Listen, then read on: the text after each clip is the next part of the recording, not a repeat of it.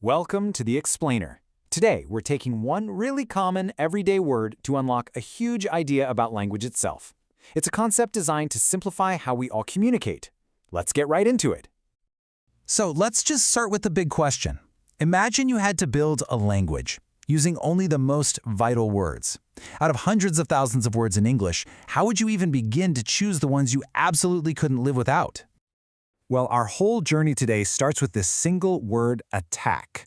We're going to use its entry from the Simple English Wiktionary as our guide, and you'll be pretty surprised, I think, at where this one little word is going to lead us. Okay, so first things first. Let's look at how this one word does double duty in our language. It's a fantastic example of just how efficient language can be. So the word attack works as both a verb, the action word, and a noun, which is a name for that action. You can see how the verb needs a bunch of different forms to handle time like past and present, while the noun is way simpler. It's either one attack or many attacks. It's a really efficient little word.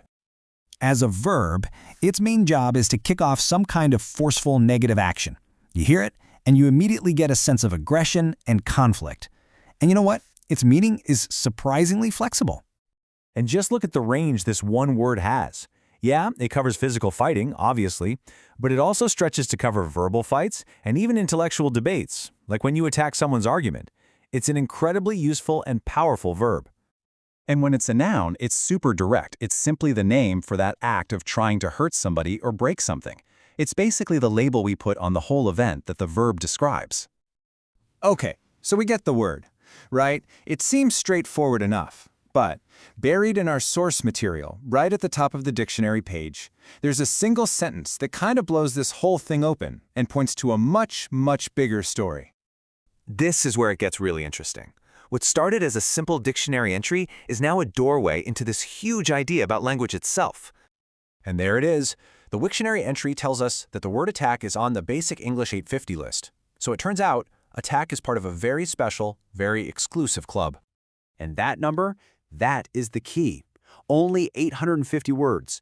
Think about that. Out of the entire massive English language, this word was chosen as one of the most essential. So, of course, this leads us to the biggest question of this whole explainer. What in the world is this list, and why does it even exist? All right, let's dive into this concept, because it's all about finding simplicity in a world that is, let's be honest, pretty complex. So, Basic English isn't just easy English. No, it's a carefully constructed system, like a toolkit, of the most fundamental words you need to express almost any idea. The whole goal is to create a version of English that can be learned fast and used clearly by anyone, anywhere on the planet. The entire system was really designed with this clear three-part mission. First, you got to find the absolute core words. Second, you simplify the rules for how you use them.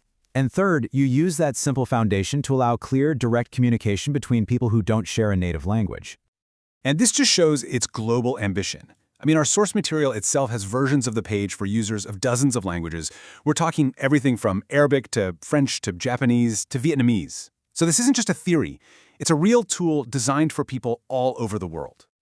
So after all that, what's the big takeaway here?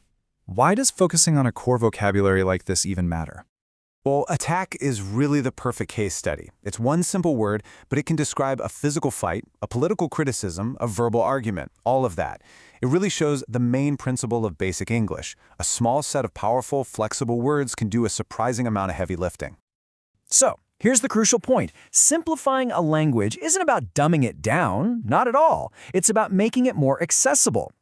A smaller vocabulary is way faster to learn. It forces you to be clearer and more direct, and ultimately, it could be a really powerful tool for building understanding across different cultures.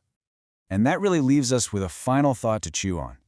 In a world that's more connected than ever, maybe the real path to better communication isn't about learning more and more words, but about truly mastering the essential few.